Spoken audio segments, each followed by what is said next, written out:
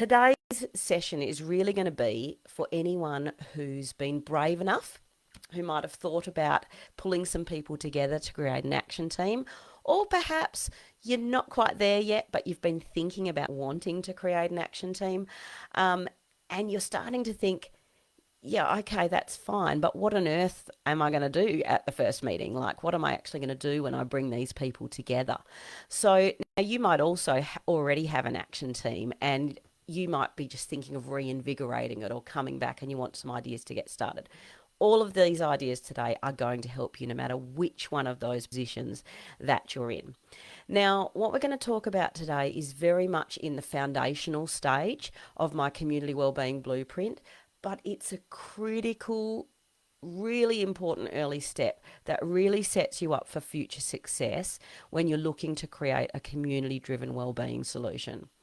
Now, why it's so important, as we know, you only get one first meeting. Now, that doesn't, I'm not saying that it needs to be perfect, but your first meeting is really a chance, your first gathering, whether it's over coffee, whether it's a bit more formal, it doesn't really matter what it looks like, but it's a really fantastic opportunity to spark energy and to get people excited about what you're thinking about. You want them to believe that this isn't just another group that they're joining. You want them to believe that this is something new, that it's something better, that it's something that's truly going to make a difference, and it's something that they want to be part of. So you really want to use this opportunity to create a shared vision that takes them from that place of their initial frustration and why they're passionate about, wanting to improve mental health and well-being, to a place of feeling part of a movement, to a place of seeing the potential in what can actually be achieved. This first meeting is also really important because we want people to feel that their time is valued, which isn't always the case in meetings. But if you do this right, you really set yourself up and the team up for huge success. It is by far the aspect that people probably spend the least amount of time thinking about, and have the least focus on, but it is absolutely the most important for future success. This whole foundational aspect is a key component that's often missing in community wellbeing initiatives, but whenever I talk to people who have got community initiatives, this makes such a difference because it sets you up for long-term sustainability, and it really paves the way for much greater financial backing and support for your group and for your team. But also, if you don't spend time thinking about it, you can often risk losing people before you even get started. So that's why it's really important. Now, I'm going to give you a few strategies that you can use at your first meeting, but you might also want to have shorter meetings or stretch them out over 2 or 3 meetings. It doesn't really matter. What this is about is just it's the initial things that you should do to get yourself started. All right, so let's get into some tips and get us going and get us started. So the first thing I want you to think about doing is to do a brain dump. When you first bring people together that are passionate, they come in full of lots of their frustrations, they come in with lots of ideas, they come in with lots of questions and thoughts, and we want to actually celebrate that, not squash it straight away by running into our agenda. So we really want to give them space to offload all of that. But the trick is, it's in the way that we do this that's actually really important. Every activity or discussion that you're going to have with your team or with your group of people that you've brought together, it's every opportunity is going to be it's going to be a chance to think about how to engage people. And that's important because we want to make sure that all voices are heard and that we use varied ways to actually achieve this and to actually achieve consensus and reaching a decision, so that there's different ways to make that happen, both for a motivational perspective, but also so that all of those voices are heard. Often in meetings, when all we do, what we typically lean back towards, is all we do is a call out at a meeting, um, or, everybody give us your ideas, what do we want to hear? It really just allows the dominant voices and the personalities to be heard. And I can confidently say that as a dominant voice. But what we instead want to consider is ways that give all people time to really process their thoughts. That way, the dominant voices still get an opportunity to feel validated. We don't want to squash them and tell them, don't do that, because they're still important.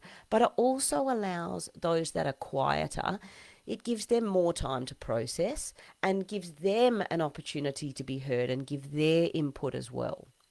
Now, a great strategy to use when you're doing that brain dump is to use some sticky notes. So what you're going to do is you're going to get people to write one idea only on each post-it note, and you're going to get them to think of these ideas on their own. So you're going to give out the post-it notes, get them to write their ideas without discussion, and then you'll get them to share afterwards. And what that does is it gives them time to think. Some people can think straight away. It just comes to them straight away, but not everybody can. And often those ideas that are people that need time to think can be incredible. And we often lose that if we don't give people the space to think that. So we want to get all of those ideas out, and then we're going to go around and share them one at a time. Now, as people are sharing them, you want to add them to some butcher's paper or a whiteboard or a electronic document. It doesn't really matter how. There's lots of different ways you can do that. But you want to put them into a shared document.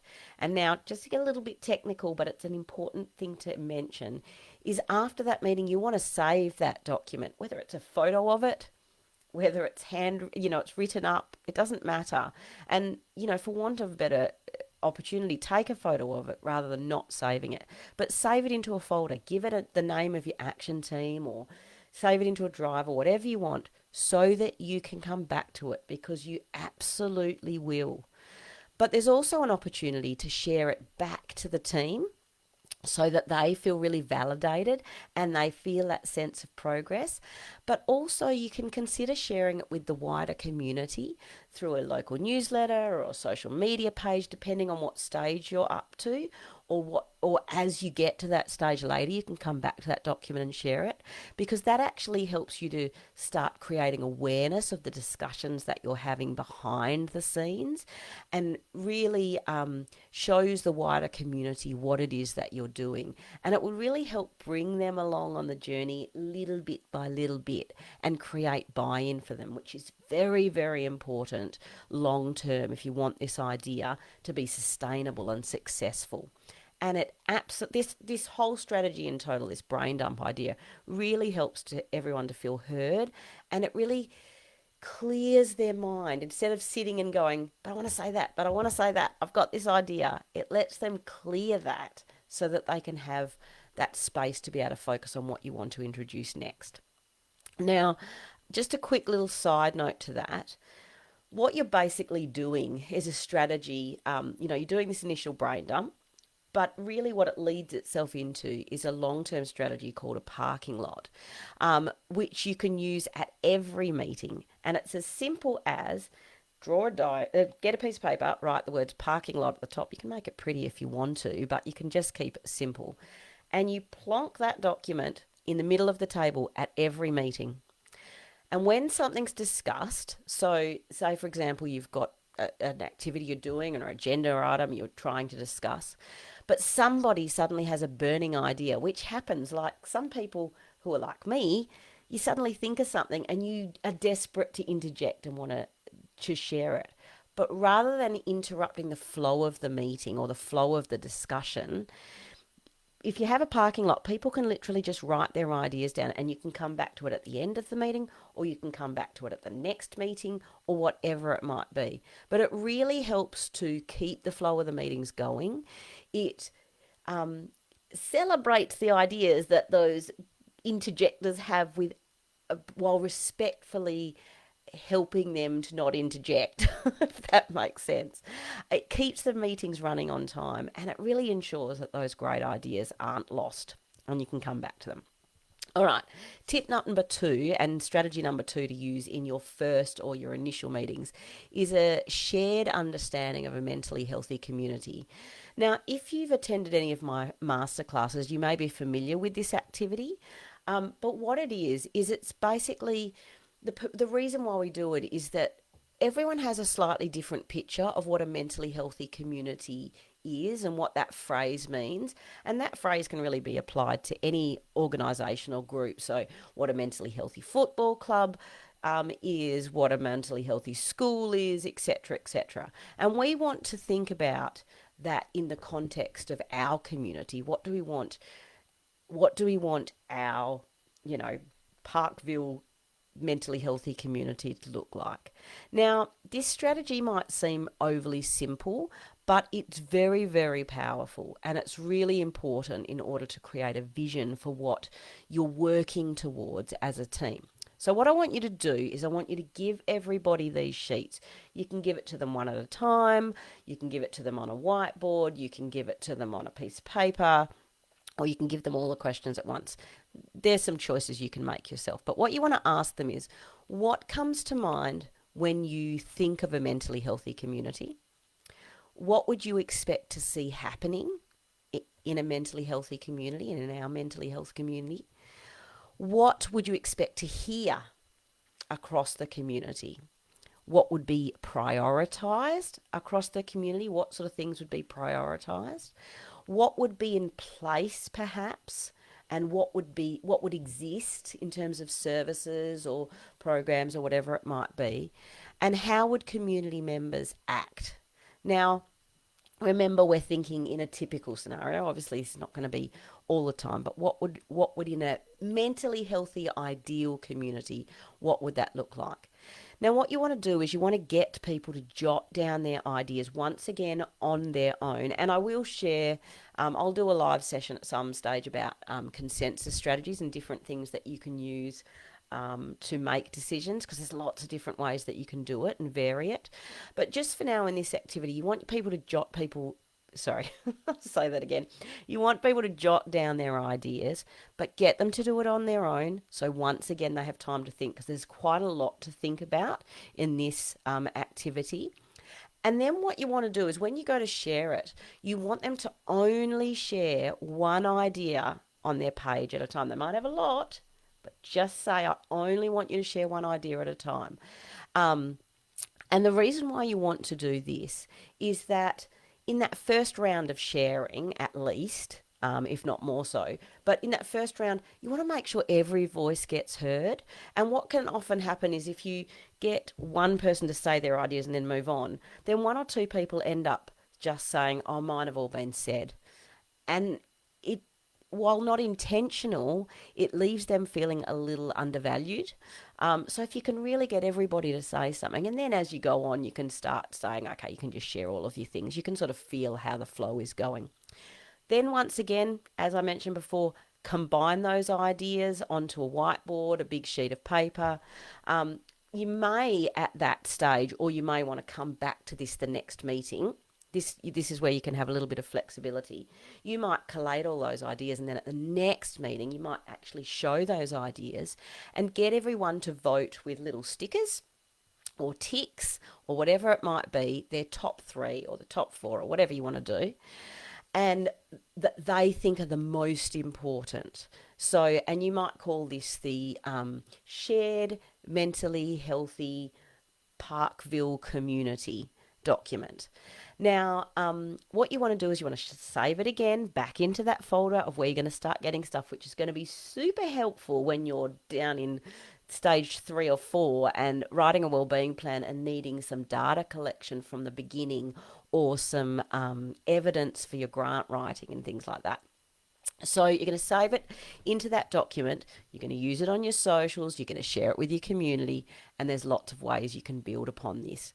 You can even take some snapshots and things of on your social media, and take little quotes out of it or snapshots from it, because it really gives visibility to your effort and invites the wider community into the conversation.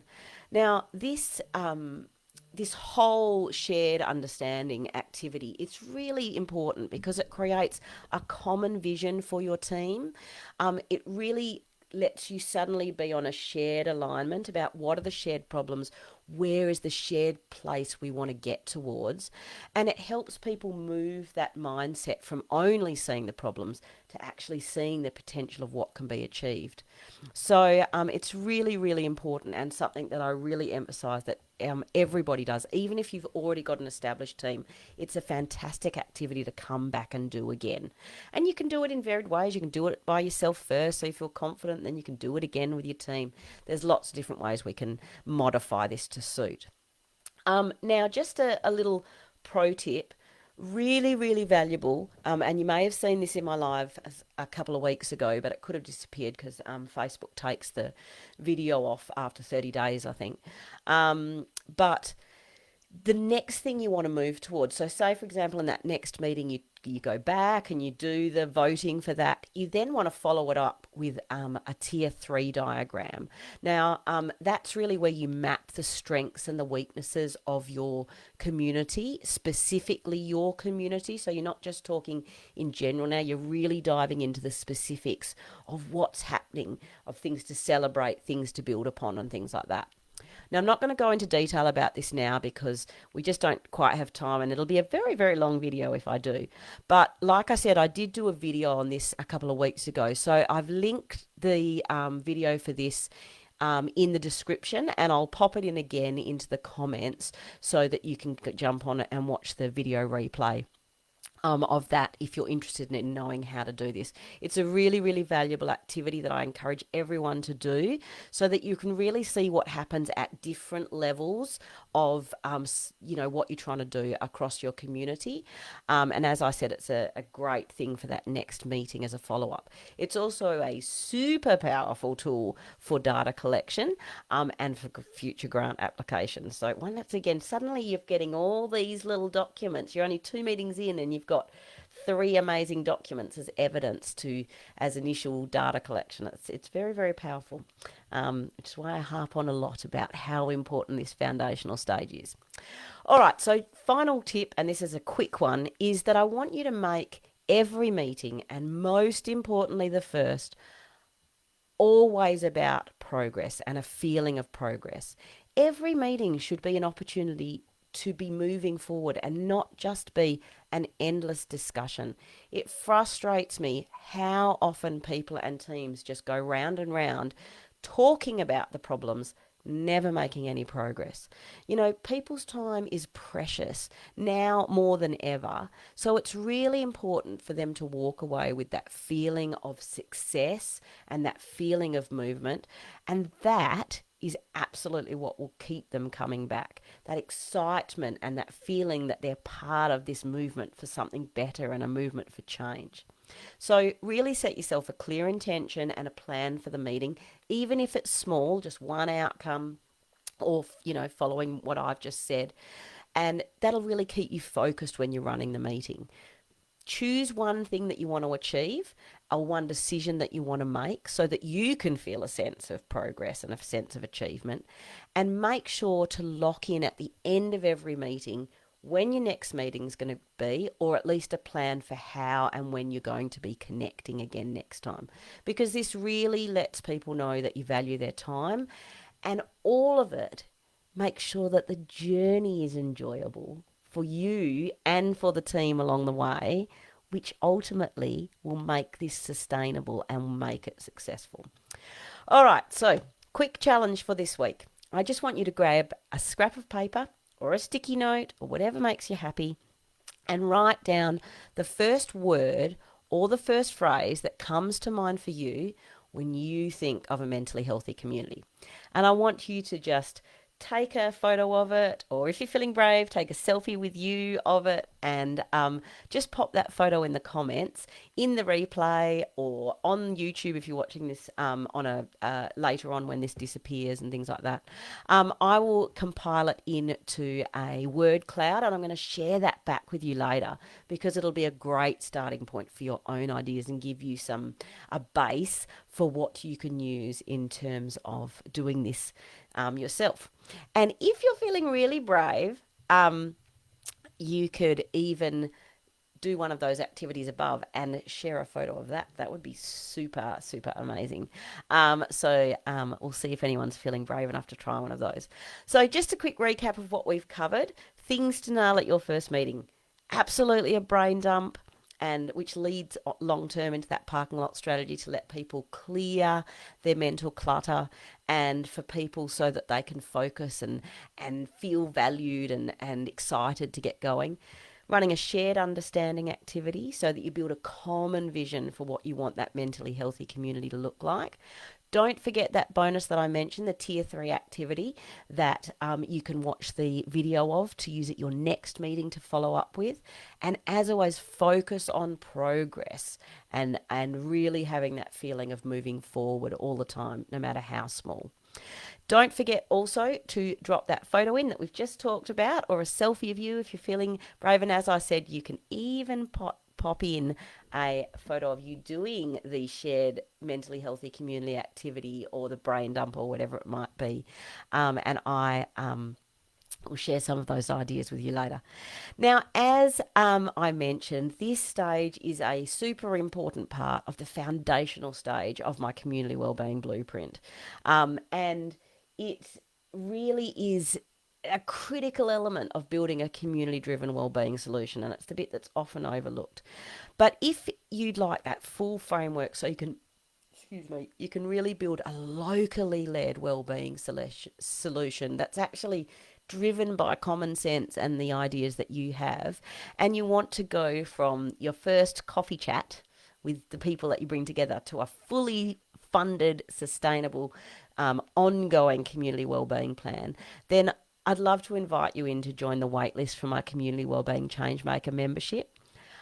It will be opening at some stage and I will keep you in the loop. But if you want to be the first person to know when that's going to happen, jump on the link that I've included in the description so that you can join the waitlist and know when that is first happening.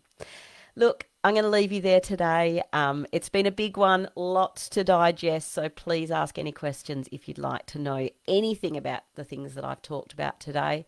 But as always, let's stop watching the mental health statistics and let's start changing them. And I'll see you next week.